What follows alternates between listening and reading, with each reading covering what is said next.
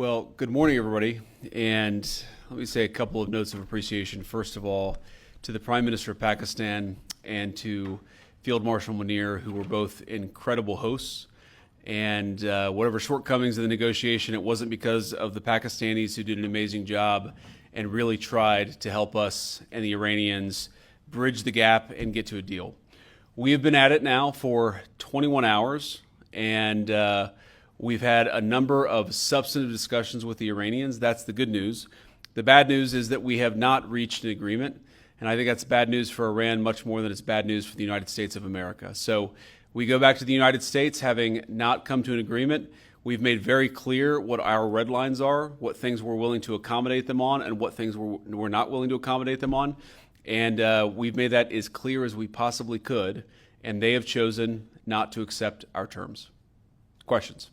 Sir, Nick Robertson from CNN. Precisely what have they rejected here? Can you help us understand it a little bit? Well, I won't go into all the details because I don't want to negotiate in public after we've negotiated for 21 hours in private.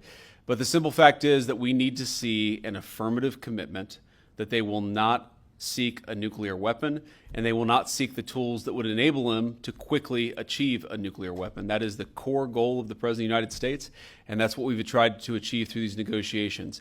Again, their nuclear program, such as it is, the enrichment facilities that they had before, they've been destroyed.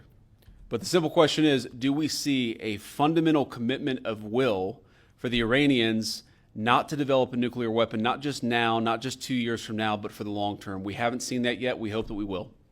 Jen. Was there a framework on anything? And also, did the Iranian frozen assets come up? And did you reach any conclusions on those frozen assets? We talked about all those issues, Jen, and we talked about a number of issues beyond that. And so certainly those things came up. But again, we just could not get to a situation where the Iranians were willing to accept our terms. I think that we were quite flexible. We were quite accommodating. The president told us, you need to come here in good faith and make your best effort to get a deal.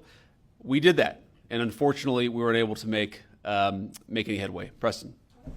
Mr. Vice President, how often did you communicate with President Trump throughout the negotiations? There were reports that there were multiple rounds, where there were breaks in between negotiations. How often did you communicate with the president throughout those rounds, and what was he saying as you were going through these negotiations that you said fell short? Yeah, obviously we were talking to the president consistently. I don't know how many times we talked to him, a half dozen times, a dozen times over the past 21 hours.